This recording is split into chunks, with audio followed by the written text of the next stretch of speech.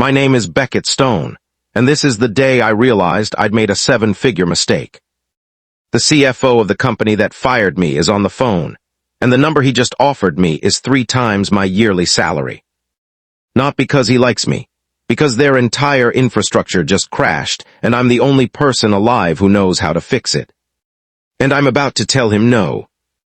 Welcome to Corporate Vault, where we document the systems, stories, and silent disasters that keep companies running. If you're one of our first 1,000 subscribers, thank you for being part of this foundation. Hit that subscribe button, because these lessons don't stay visible for long. Let me take you back 7 years. For 7 years, I was the only person at Citadel who understood how the company actually ran. Not the org chart, not the strategy decks, the actual system, the infrastructure beneath everything everyone else did without thinking about it. I built it the way you build a house you're going to live in, one decision at a time, solving each problem as it appeared, layering solutions until the whole thing worked so well that no one ever had to think about it again. That was the problem. When something works perfectly, it becomes invisible, and when it's invisible, it looks simple, and when it looks simple, the person maintaining it looks replaceable.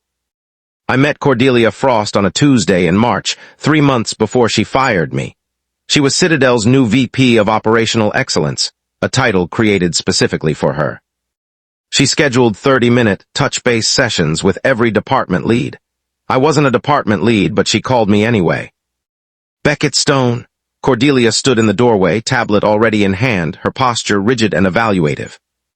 That's me. I looked up from my desk, casual and unsuspecting. Cordelia Frost, do you have a few minutes? She asked with polished efficiency, already walking into the room. Of course. I gestured to the chair across from me, accommodating. She sat down across from me, tablet in hand, with the specific posture of someone about to conduct an audit. I've been reviewing our operational infrastructure. Your name appears in a lot of documentation. Cordelia's tone was businesslike as she scanned her tablet screen. I've been here a while, I replied modestly, shrugging slightly. 7 years, she looked up, her eyes sharp and pointed. 7 years, I confirmed with a small nod. And in that time, you've built the financial reconciliation system, the client data pipeline, the automated reporting infrastructure, and what's described here as the integration layer.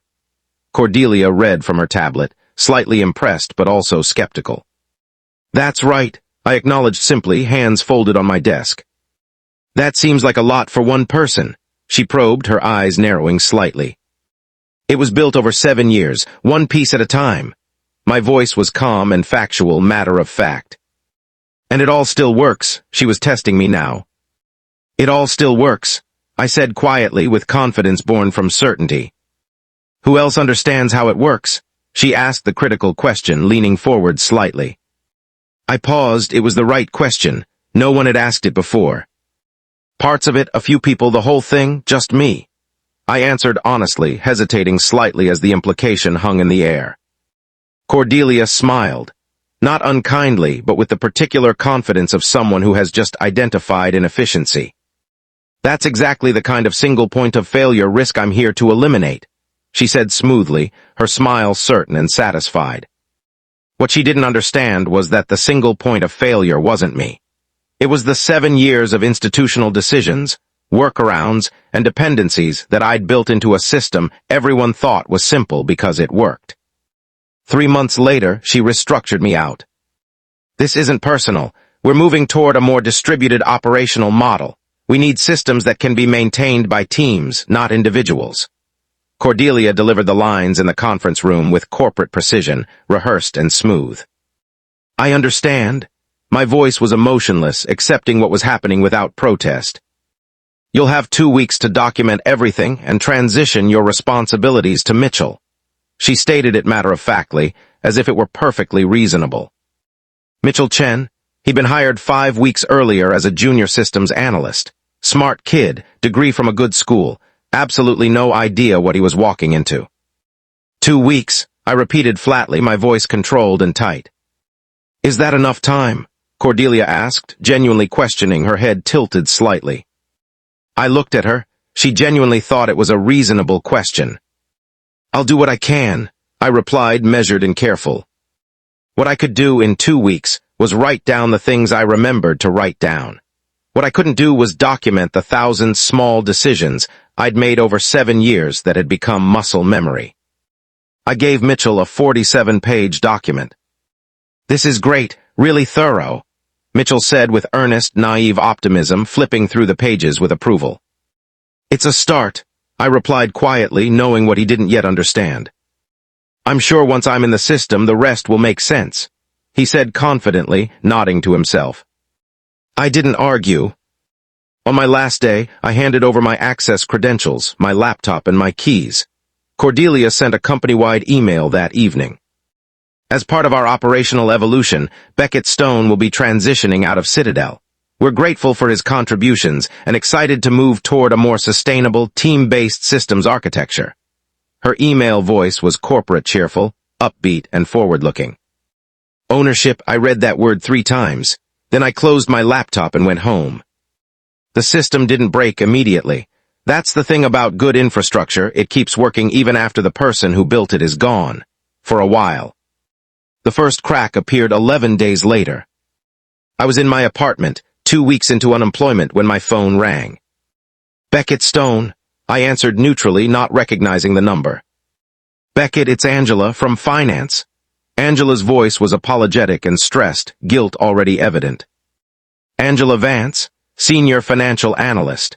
I'd built the reconciliation system specifically to make her quarterly reporting possible." "Hey, Angela, what's up?" I replied, friendly and curious, sitting up straighter. "I hate to bother you," she started, her voice guilty and desperate. "You're not bothering me," I reassured her warmly. "The reconciliation report didn't run this week," Angela said anxiously, embarrassment coloring her tone. I closed my eyes. "Did Mitchell check the documentation?" I asked carefully, already setting a boundary in my voice. "He says it's scheduled correctly, it just didn't run," she replied, frustration seeping through. "Angela, it's all in the manual. Page 23, subsection 4.2. He needs to verify the source data timestamps," I said firmly, pulling back from the problem. He doesn't know what that means." Her voice dropped to quiet desperation. "Then he needs to read that section carefully. It's documented." I maintained my steady tone, not taking the bait to solve it for her. "We have a board meeting in 3 days. I need this report," Angela pleaded, her voice breaking slightly. This was the moment. I could step in and save them. Or I could let them learn what happens when you replace 7 years of knowledge with 2 weeks of notes. "Angela, I don't work there anymore. Everything Mitchell needs is in the documentation I left. He has to actually read it." My voice was polite but final, drawing a clear line. "Right, of course, I'm sorry," Angela said, defeated and quiet, backing off immediately. "Don't be sorry. Tell him to start with the timestamp verification section. It's all there." I softened slightly but remained firm, trying to be helpful without doing the work. I hung up. That should have been a warning sign, for them, not for me. 3 days later, Mitchell called. "Beckett, hey, sorry to bug you." Mitchell's voice was sheepish, already struggling. "What's wrong?" I replied, guarded now. "The client data pipeline. It's pulling duplicate records for Harrington Group, and I can't figure out why." He sounded overwhelmed, drowning in details. "Did you check the documentation?" I asked directly, not offering to help yet. "I've been looking, but—" Mitchell started defensively, making excuses. "Page 31, Harrington Dedupe script. It's in the scripts folder on the shared drive." I cut him off, my voice clear and establishing a firm boundary. "But why is there a separate?" he began to ask, confused. "Mitchell, it's all documented. You need to read the documentation, not call me every time something doesn't make sense." I interrupted, done with this conversation. "Right, okay, sorry." Mitchell's voice was wounded and quiet, properly chastised. "I left you everything you need. Use it," I said firmly, ending the conversation on my terms. I hung up. I sat there staring at my phone, 2 calls in 2 weeks. Both problems were in the documentation. Both solutions were exactly where they should have been. But Mitchell wanted me to do his job for him, and if I kept doing that, nothing would ever change. I didn't hear from Citadel for 3 weeks after that. I assumed that meant things had stabilized. I was wrong.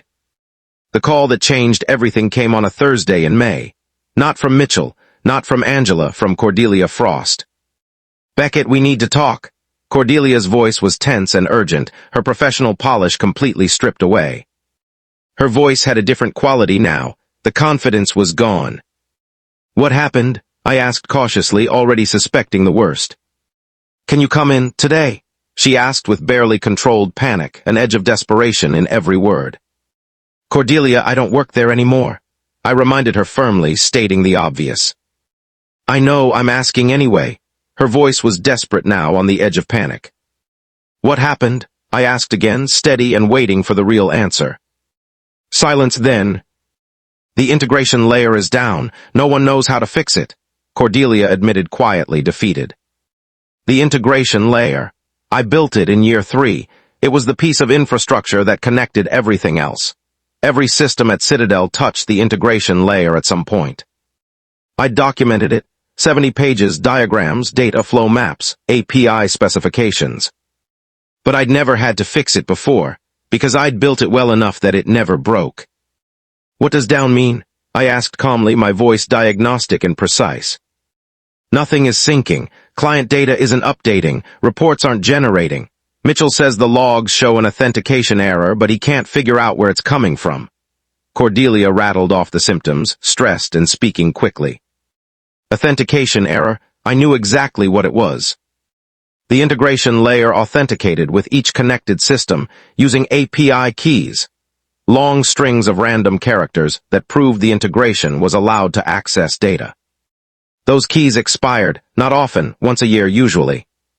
I'd built a monitoring system that alerted me 30 days before a key was set to expire. Then I'd log in, generate a new key, update the integration layer, and test the connection. 15 minutes. I documented the process, page 58. What I hadn't documented was the master list of which keys expired when, and which vendor portals they corresponded to. That list lived in a spreadsheet on my old laptop, the laptop I'd returned to it on my last day. "I know what the problem is," I said, knowing exactly what had happened, a slight edge in my voice. "Can you fix it?" Cordelia asked, grasping for a solution. "Not over the phone," I stated flatly, laying out the terms. "Then come in, please," she asked, humbled now, her pride gone. I could have said no. I could have told her this was exactly the kind of situation she'd been warned about.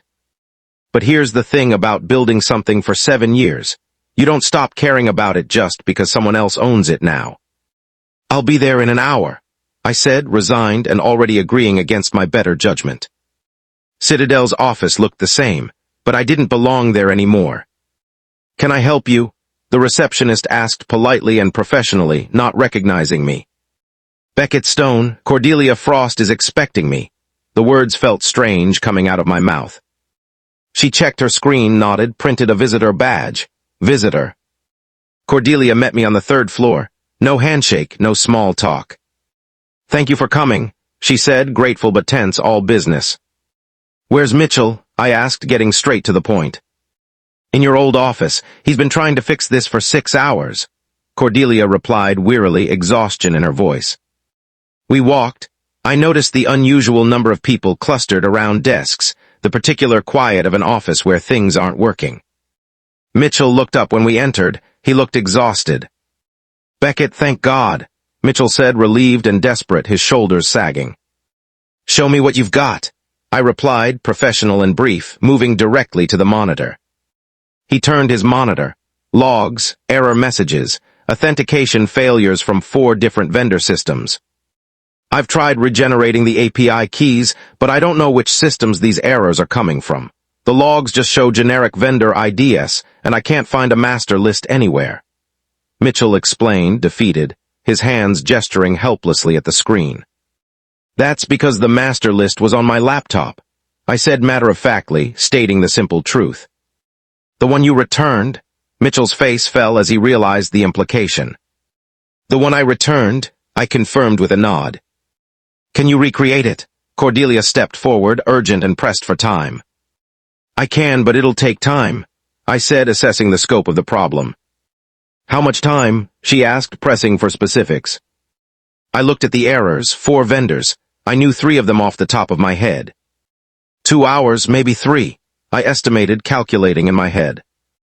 Do it, Cordelia said, her voice a command disguised as a request. I sat down at Mitchell's desk and opened the vendor portal login page. It was strange, slipping back into it. Muscle memory took over. I regenerated the first API key in 12 minutes, updated the integration layer, tested the connection, green light. How did you know which vendor that was? Mitchell asked, watching over my shoulder, confused and trying to learn. The error code, VND-4472, that's Data Bridge Systems format. I explained while continuing to work, my fingers already moving to the next task. That's not in the documentation, Mitchell said, frustrated realization dawning on him. I know, I acknowledged quietly, guilt touching my voice. Why not? His question came out as raw frustration, genuine confusion. I didn't have a good answer, because after 7 years, I'd stopped noticing what I knew that other people didn't. I'll add it now, I said, trying to make up for the gap in what I'd left behind. I worked through the rest, 3 hours, 4 API keys regenerated, 4 connections restored. By the time I finished, it was almost 7 p.m. The office had emptied out. That's it, everything's back online. You should run a full data sync overnight, I said, standing and stretching, then giving Mitchell the directive. I will, I'm sorry, Beckett, I should have. Mitchell started taking notes, apologetic and embarrassed. You didn't know, now you do. I cut through it, my voice honest and direct. Cordelia walked me to the elevator. What do we owe you? She asked, businesslike but genuine. For today, nothing, I declined, shaking my head. Beckett, she started to protest. I'm serious. This was a 15-minute fix that took 3 hours because I had to recreate documentation I should have handed off, I said firmly, cutting her off. We may need you again, Cordelia said carefully, testing the waters. Then hire me back. The words came out with a sharp, honest edge that surprised even me. It came out sharper than I intended. That's not possible, Cordelia replied, measured and final, her tone closing that door completely. Then you need to invest in training Mitchell properly, not a 2-week transition, real training, months of it, I said directly, delivering the warning she needed to hear. We don't have months, she said as reality set in, her voice tight. Then you're going to keep having days like today, I stated the cold truth, unflinching. The elevator arrived, I stepped in. Beckett, Cordelia reached out, trying to say something more. The doors closed. They called me 4 more times over the next 6 weeks. Each time I told them the same thing, read the documentation. Each time they pushed back, each time I held the line. Until the call from someone I didn't expect. Beckett Stone. The voice was authoritative, unmistakably C-suite in its tone. Speaking, I replied, alert and respectful, sitting up straighter. This is James Keller. I'm the CFO at Citadel. He introduced himself formally, no warmth in the introduction. I'd met James twice in 7 years. I understand you've been helping Mitchell with some technical issues, James said directly, no preamble or small talk.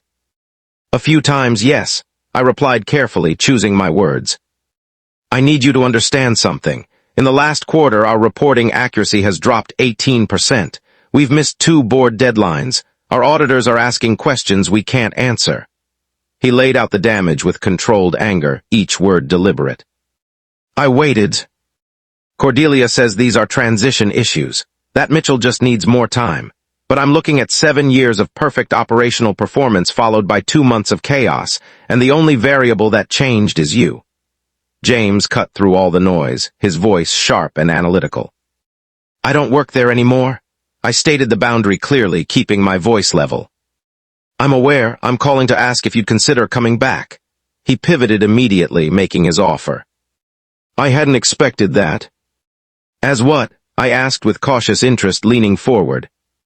Consultant, contract position, 6 months. Your job would be to train Mitchell, document everything properly, and make sure we're not calling you every time something breaks. James laid it out methodically, presenting the terms. What's the rate? I asked the key question, getting to the point. He named a number. It was 3 times what Citadel had paid me as a full-time employee. I should have felt vindicated, Instead, I just felt tired. "I'll think about it," I replied, non-committal, not ready to commit. "Beckett, we need an answer by Monday." James applied pressure, setting a deadline. "Then you'll have one Monday," I said, holding firm, refusing to be rushed. I hung up. For 3 days I thought about it. The money was good, the work was familiar. But if I came back, even as a consultant, I'd become the permanent backup plan. I'd be enabling exactly the dependency they needed to eliminate. On Monday morning, I called James Keller back. "I appreciate the offer, but I'm going to pass," I said decisively and clearly, my decision made. Silence. "May I ask why?" James asked, controlled but curious, genuinely wanting to understand. "Because you don't need a consultant. You need to rebuild your systems with the assumption that I don't exist. As long as I'm available, you'll never do that," I explained honestly, giving him the strategic truth. "That could take years," he pushed back, frustrated by the reality. "It took me 7 years to build it. Yes, it'll take years to replace it properly." I stated the simple truth, not sugarcoating it. "We don't have years," James said, the pressure and reality of his situation evident. "Then you're going to keep having problems," I replied, unflinching and matter-of-fact. He didn't argue. We both knew I was right. "If you change your mind," he conceded, grasping for any opening. "I won't, but I'll give you one piece of advice for free," I said, final but offering something valuable. "I'm listening." James became attentive immediately, his tone shifting to active listening.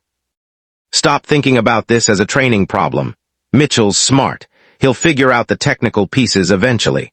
The problem is that your systems were built by one person for one person over 7 years. They're not designed to be maintained by a team." I delivered the real diagnosis, laying it out clearly. "So what do we do?" He asked the question he didn't want to ask, resignation already in his voice. "Rebuild them, properly, with documentation built in from the start, with redundancy, with the assumption that anyone should be able to understand any piece. It'll be expensive and slow and painful, but it's the only way you'll ever stop depending on me." I gave him the hard answer, not sparing him the difficulty. "That's not what I wanted to hear," James said, resigned and unhappy. "I know," I replied, sympathetic but firm, understanding his frustration. We hung up. I never heard from James Keller again. But I did hear from Mitchell, 3 weeks later, late on a Friday night. "Beckett, I'm sorry to call." Mitchell's voice was apologetic and breaking, clearly at the end of his rope. "What's wrong?" I asked, alert and concerned despite myself. "The reconciliation system.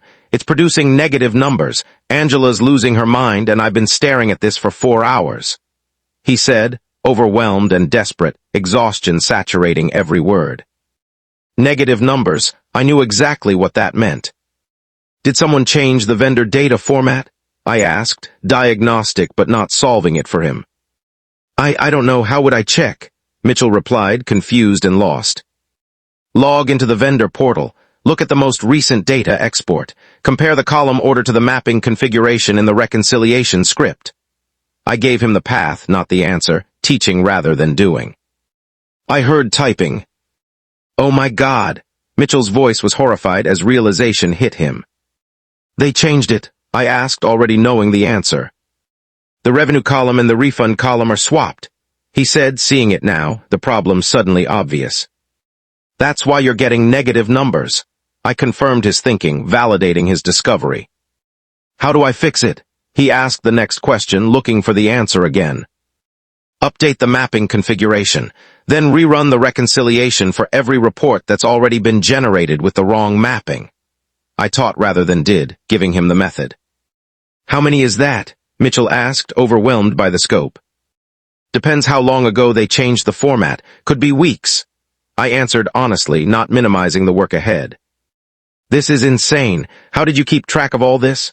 The sound he made was somewhere between a laugh and a sob. "I didn't keep track of it. I just knew it," I said, quietly honest about the reality. "How?" Mitchell asked desperately, needing the secret. 7 years. I gave him the truth he didn't want to hear, simple and direct. "Right," Mitchell laughed bitterly, understanding now what that meant. He hung up. The last call came 2 months after that. Not from Mitchell, not from Cordelia, from Angela. Beckett, Angela's voice was gentle and sad. Hey, Angela, I replied warmly, recognizing her immediately. I wanted you to hear this from me before you hear it from anyone else, she said, preparing me with kindness in her voice. My stomach tightened. Hear what? I asked carefully, bracing myself. They're shutting down the reconciliation system. Angela delivered the bad news softly, apologetic. What? I couldn't hide my shock, disbelief coloring the word. Cordelia's convinced the board that it's too fragile to maintain. They're replacing it with an off-the-shelf solution, enterprise software, full vendor support. She explained gently, apologetic in every syllable. That'll cost 10 times what my system cost, I said, frustrated, the knowledge bitter. I know, Angela agreed sadly, her voice heavy. And it won't do half the things my system did, I added, the bitterness creeping in. I know that too, she said quietly, acknowledging the truth. Angela, I started to protest. I'm not calling to argue with you, I'm calling to say thank you. Angela cut me off, her emotional purpose clear now. I stopped. For what? I asked, surprised and soft, genuinely confused. For 7 years of perfect reports, for making my job possible, for building something that worked so well I never had to think about it, and I'm sorry we didn't appreciate it until it was gone. Her genuine gratitude came through, her voice cracking with emotion. I didn't know what to say. Take care of yourself, Beckett, Angela said gently, her goodbye warm and final. She hung up. 6 months after Angela's call, I ran into Mitchell at a coffee shop. Beckett, Mitchell called out, surprised and genuinely happy to see me. He looked different, more tired, but also more confident. Mitchell, how are you? I asked, friendly and curious, smiling slightly. Good, better, I don't work at Citadel anymore, he said with a self-deprecating laugh, rubbing the back of his neck. Neither do I replied wryly, a small smile playing at my lips. Yeah, I know, I quit 3 months ago, Mitchell laughed, shaking his head. What happened? I asked, interested and leaning in slightly. They brought in the enterprise system, spent $500,000 on it. It didn't do a quarter of what your systems did, so they hired a consulting firm to customize it. That's when I realized I didn't want to spend the next 5 years maintaining someone else's mess. He told the story with frustration still evident, his hands gesturing as he spoke. What are you doing now? I asked, approving of his decision. Freelance systems work, small businesses mostly, building stuff from scratch, Mitchell said proudly, new energy in his voice and posture. That's great, I said, genuinely meaning it. Yeah, I wanted to say, I'm sorry for all those calls, for not understanding what you'd built, for thinking I could just step in and pick it up. Mitchell's voice became hesitant but genuine, vulnerability showing through. You didn't know, I replied graciously, waving it off slightly. I should have, you told me, in the documentation in person every time I called. You kept telling me and I kept not listening, he said with regret heavy in his voice, looking down briefly. You were listening, you just hadn't learned how to hear it yet, I said kindly, my voice wise and understanding. That's generous, Mitchell smiled gratefully, his shoulders relaxing. It's true, I replied honestly, nodding slightly. We talked for a few more minutes, then he left. I sat there thinking about 7 years of work, dismantled in 7 months. I didn't feel vindicated, I didn't feel angry. I just felt like someone who'd built a house, lived in it, loved it, and then watched someone else try to live there without understanding how the heating worked. You can write down instructions for all of those things, but you can't write down what it feels like to live there. A year after I left Citadel, I got an email from a recruiter. The subject line read, Systems Architecture Role, Enterprise Infrastructure. One line caught my attention. We're looking for someone who can build systems designed to outlast the builder. Systems designed to outlast the builder. That was the thing I'd never done at Citadel. I took the meeting. The company was called Apex Solutions. 200 employees. 15-year-old infrastructure held together with duct tape. They just lost their lead engineer to retirement and discovered that no one else understood how anything worked. Here's what I need. I need systems that don't require a PhD to maintain. I need documentation that actually teaches people, not just lists steps. I need architecture that assumes turnover, because turnover is inevitable. Sarah Voss, the VP of Technology, spoke directly with a no-nonsense tone, clearly burned before and not willing to repeat the mistake. That's possible, but it's slower and more expensive than building it the other way. I replied honestly, setting expectations immediately.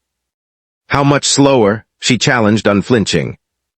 If you want it done right, plan for it to take twice as long and cost 50% more than you think. I laid it out clearly, not softening the reality. Why? Sarah asked, her eyes narrowing slightly. Because building for transferability means building redundancy into everything. Multiple people need to understand each component. Documentation needs to be maintained as a first-class deliverable, and you need to plan for knowledge transfer from day one. I explained the real work involved, my hands gesturing to emphasize each point. You've thought about this? She said, reading me carefully, her posture shifting. I've lived the alternative, I replied quietly, knowing evident in my voice and expression. She hired me. I spent 2 years at Apex. I instituted a rule: nothing goes into production unless at least 2 people understand how it works. Every architectural decision needed a decision log. Every process needed context. Every system had a designated backup owner. It was slower, it was more expensive, and it worked.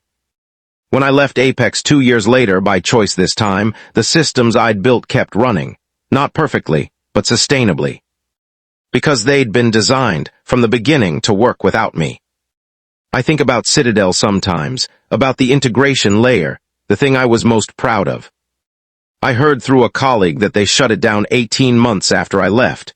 Couldn't maintain it, couldn't replace it. So they re-architected the entire company's data infrastructure to work without it. It took them 2 years and cost them 7 figures. They could have just kept me, but by the time they realized that, I was gone. And that's the real lesson, not that I was irreplaceable, nobody is. But replacing someone who spent 7 years building institutional knowledge requires more than a 2-week transition and a 47-page document. It requires recognizing that when something works so well you don't have to think about it, that's not a sign that it's simple. It's a sign that someone made it look simple, usually by doing all the complex parts themselves, quietly, for years, without anyone noticing. Until they're gone. I got a message from Angela 6 months ago. The new system still doesn't work as well as yours did. I miss having someone who understood the whole picture. I didn't reply, not because I was angry, because there was nothing to say. I'm working with smaller companies now. Places where I can build things the right way from the beginning. I teach people that the goal of good architecture isn't to make yourself essential. It's to make yourself obsolete. To build something so well documented, so well understood, so thoroughly transferred that you can walk away and it keeps working. That's harder than building something only you understand, but it's the only kind of building that lasts. My name is Beckett Stone. For 7 years I built infrastructure that ran a company, and then I left, and it all fell apart. Not because I sabotaged it, but because some knowledge lives in the space between what you can write down and what you simply know. And when that knowledge walks out the door, no amount of transition planning can bring it back. You can only start over and build it right this time. This is Corporate Vault. If these stories resonated with you, you're part of our first 1,000, the Foundation subscribers who understand that the most critical systems are the ones nobody sees until they fail. Hit subscribe. These lessons don't get documented anywhere else.